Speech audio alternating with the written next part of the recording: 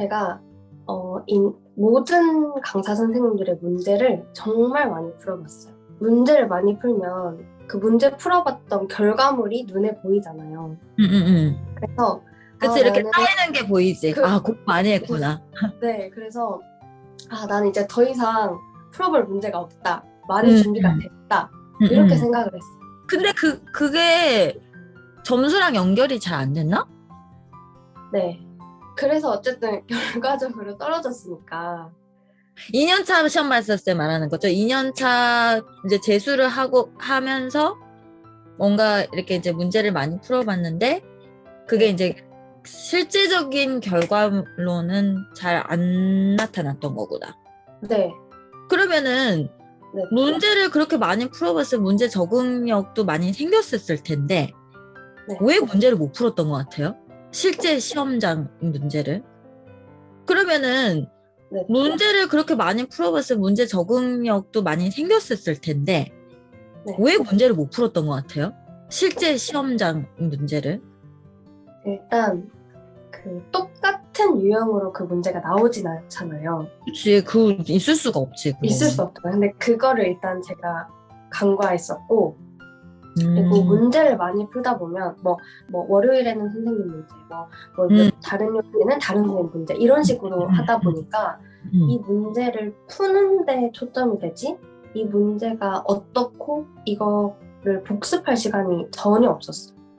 문제를 분해해서, 이런 경우에 이런 식으로 나오는구나. 이걸 물어볼 때 이런 어떤 배경을 물어볼 수 있겠구나라는 그런 문항을 깊게 분석을 하는 거가 아니라 그냥 내용을 맞추는, 내용 점검하는 네.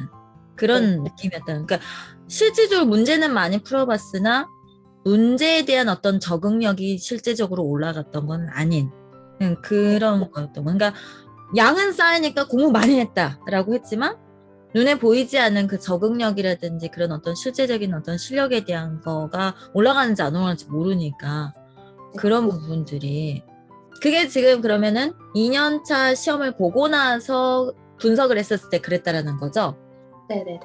그러면 3년차에 합격한 해 네네네. 분명히 이제 그 자기의 어떤 진단을 하고 나서 내 만족의 공부를 하면 안 되겠다라는 이제 결과도 이제 얻었을 거고 그러면 이제 전략이 그래도 이제 세워졌겠지. 3년차 공부할 때 진짜 공부하기가 싫으니까 뭔가 이제 자기의 어떤 주관적인 뭔가가 확실해야지 이걸 밀고 갈 수가 있잖아요.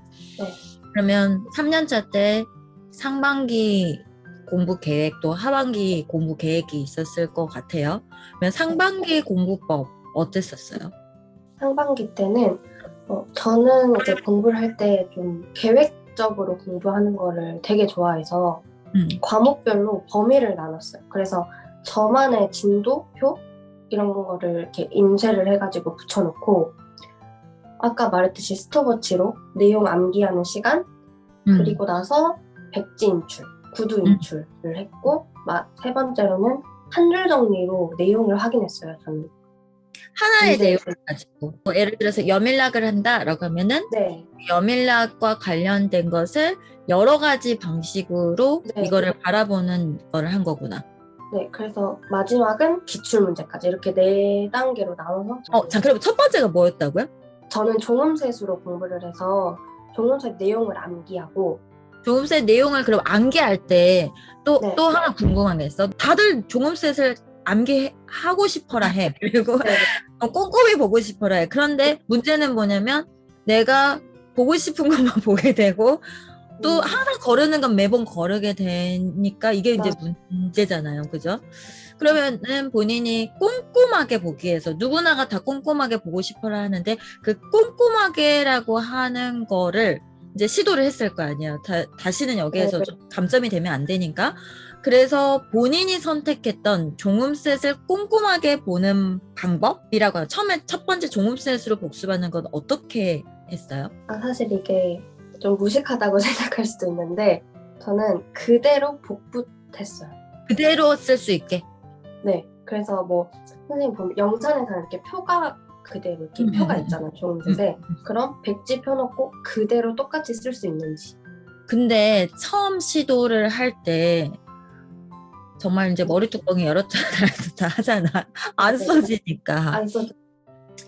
그러면은 그거를 습관을 만들고 그거를 어떻게 하면 그래도 좀 목표가 최대한 빠른 시간에 이걸 써보겠다 할 때 암기를 할 때 내가 반복 작업으로 이거를 갖다가 복부 타듯이 하는 어떤 습관을 들이기 위해서는 그래도 뭔가 내 빈 페이지에 빈 종이에 뭔가 써져야 되는 거니까 외우려고 할 때 본인이 어떤 전략으로 그걸 외우기를 했어요? 복부 타듯이 외우기.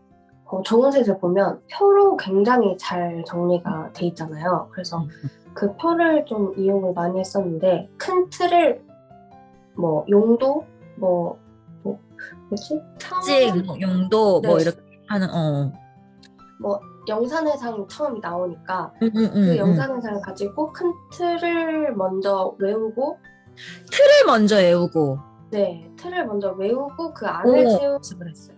그치 틀을 먼저 외운다라는 거는 결국 시험 문제에서 악기의 특징이 무엇이냐라고 했을 때 딱 답이 나와야 되는 거니까 그 네. 차원에 대한 거를 먼저 꼼꼼하게 외우는 작업을 했다라는 거죠. 네. 그거를 먼저 첫 번째 단계로 외우고 그러니까 거의 구조를 먼저 외우는 거네.